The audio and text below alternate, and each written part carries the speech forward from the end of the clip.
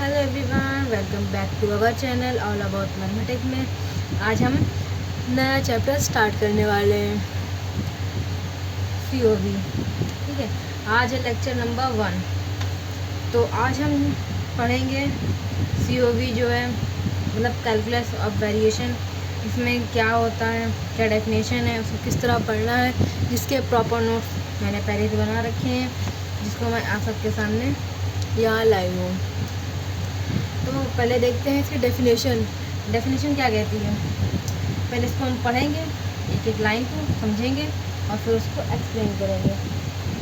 तो पहले क्या कहती है डेफिनेशन कहती है दैट डेफिनेट इंटीग्रल होता है। पहले पढ़ते हैं डेफिनेट इंटीग्रल आई बाई। ठीक है, इसमें हम ये जो लिमिट ली है x1 to x2 ली है, और कोई फंक्शन जो होगा वो x का हो सकता है, y का हो सकता है, y dash, y double dash etcetera किसी का भी हो सकता है। तो हमने इसको यहाँ फंक्शन लिया हुआ है जिसका dx के रिस्पेक्ट में डिफरेंशिएशन किया है, इंटीग्रेशन किया जाएगा। तो ये हमारा डेफिनेट इंटीग्रल है, is a well defined quantity. मतलब ये जो हमें दिया जा रहा है ये वेल डिफाइंड क्वांटिटी होगी। अब इसमें क्या क्या होता है देखते हैं। व्हेन द इंटीग्रांड f, जो हमारी f होता है इसे इंटीग्रांड बोलते हैं, और इसे बोलते हैं लैग्रांजियन फंक्शन बोलते हैं, इंटीग्रांड बोलते हैं। जो ये y होता है ये फंक्शन हमें गिवन होता है। ठीक है, आई वाई जो होता है ये इज़ अ नंबर, ये एक नंबर होता है। When x1 and x2 here defined numerical value, जो यहाँ न्यूमेरिकल वैल्यू डिफाइन की होती है। The main problem of the calculus of variation is the find that curve connecting two given point which either maximize or minimize the given integral. इसमें क्या होता है, हमें दो पॉइंट दिए होते हैं, एक पॉइंट ए और एक पॉइंट बी। इनमें दो पॉइंटों के बीच का हम निकालते हैं कि इस दो पॉइंट है इसकी मिनिमम दूरी कितनी होगी। ठीक है, एक दूरी ये भी हो सकती है, यहाँ पे भी हो सकती है, यहाँ पे भी हो सकती है, कैसे भी हो सकती है, लेकिन हम निकालते हैं मिनिमम दूरी। ठीक है, मिनिमम या मैक्सिमम जो हमें रिक्वायर्ड होती है इसको हम निकालते हैं।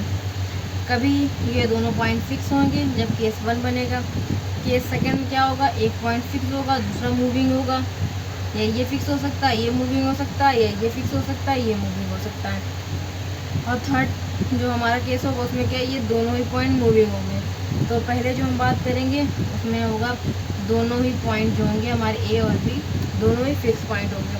तो उसमें वेरिएशन प्रॉब्लम क्या हो सकती है, तो उसमें हम पहला देखते हैं जो ये होता है हमारा फंक्शनल होता है। अब जैसे फंक्शन तो सब जानते हैं, फंक्शनल क्या होता है। फंक्शनल जैसे कि फंक्शन में होता है एफ एक मैप होता है x1 to या r to r में जाता है।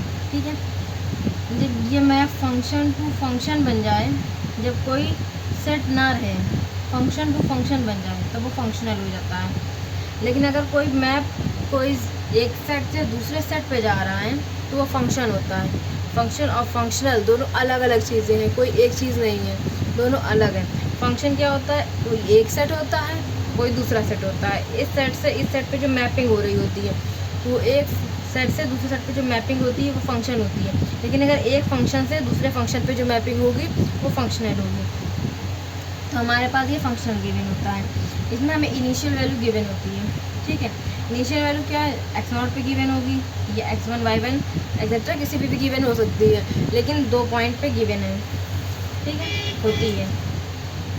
अब पहले इसमें क्या देखते हैं, जो हमने ये बताया क्या होता है f, अगर किसी नंबर या सेट टू सेट पे तो उसे फंक्शन बोलते हैं। ठीक है, अगर किसी फंक्शन टू नंबर या फंक्शन टू फंक्शन पे मैपिंग होती है वो फंक्शनल होती है। The functional is a quantity whose value depend upon on one or more function. मतलब फंक्शनल की वैल्यू जो होती है वो एक फंक्शन या एक से ज़्यादा फंक्शन पर डिपेंड कर सकती है। हाँ, अब देखते हैं और क्या है। फंक्शनल ऑलवेज अज्यूम सम न्यूमेरिकल वैल्यू। फंक्शनल जो होता है वो हमेशा न्यूमेरिकल वैल्यू में लेनी होती है, एज्यूम करना होता है। इक्वेशन 1 जो हमारे पहले फंक्शन मैंने आपको दिखाया था, जैसे कि ये आई है, is a functional whose value depend upon Y, जिसकी वैल्यू जो है वाई पर डिपेंड होती है। अब देखो वेरिएशनल क्या होता है, फंक्शनल देख लिया और वेरिएशनल देखते हैं। तो problem which investigate maximize or minimize functional are called variational problem. ठीक है, समझ में आ रहा है। अब हम देखते हैं जैसे कि एक क्वेश्चन, ये हमारा फंक्शन गिवन है, 2 पॉइंट पे वैल्यू गिवन है, x1 पे y1 और x2 पे y2। x0 भी हो सकता है, x डैश भी हो सकता है, y डैश भी हो सकता है, कुछ भी ले सकते हैं। या अगर जब कोई पर्टिकुलर क्वेश्चन दिया जाएगा तो उसमें 1 2 3 4 कुछ वैल्यू दी जाएगी, 0 पे 0, 0 पे 1, कुछ भी हो सकती है। जैसे हमने 2 पॉइंट लिए x1 y1, x2 y2।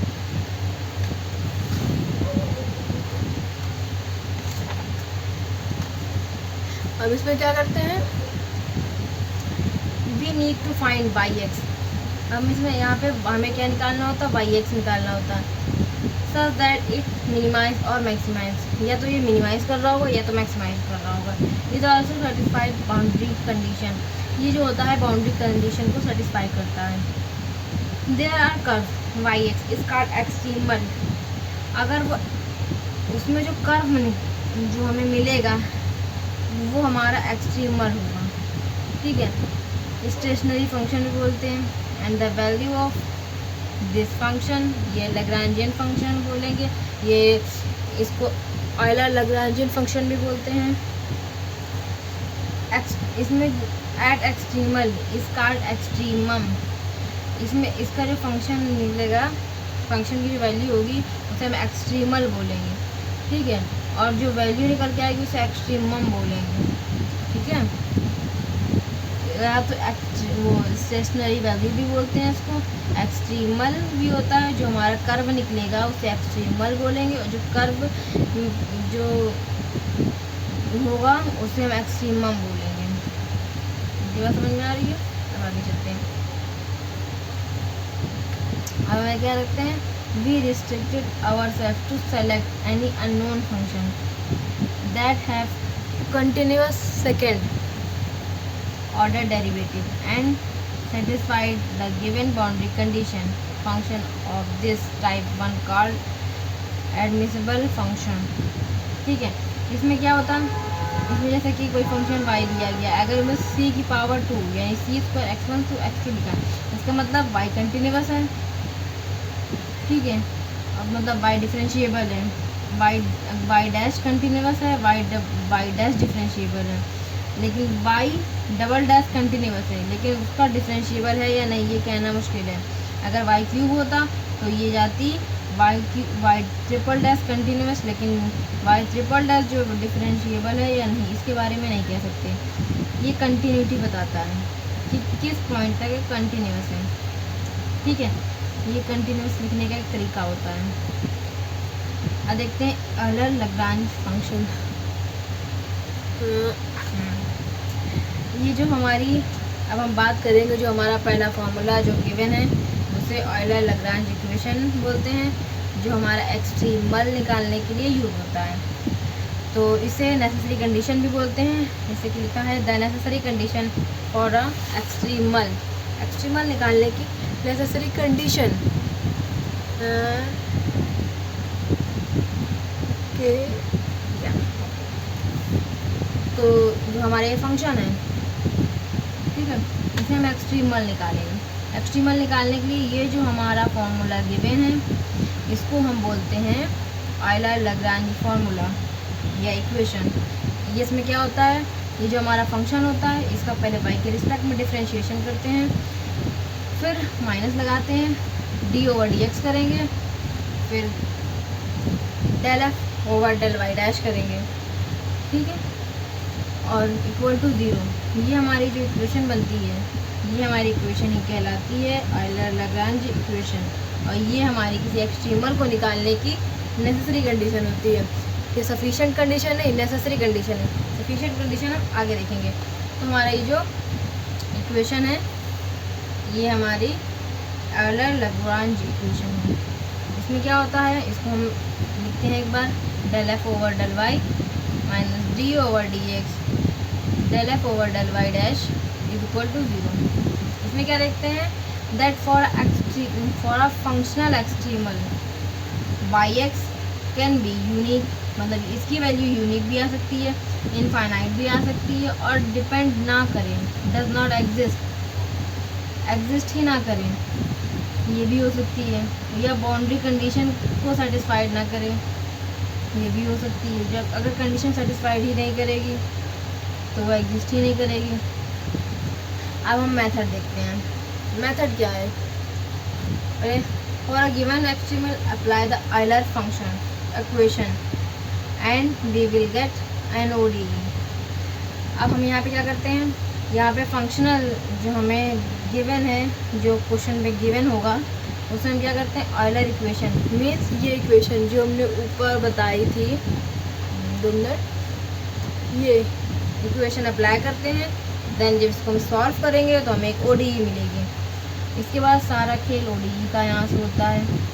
अगर ODE एक बार मिल गई, ODE क्लियर है, तो ODE से आप आगे सॉल्व कर सकते हैं। लेकिन अगर आपको ODE नहीं आती तो पहले आपको ODE सीखनी पड़ेगी। ODE क्या है, ऑर्डिनरी डिफरेंशियल इक्वेशन, ठीक है।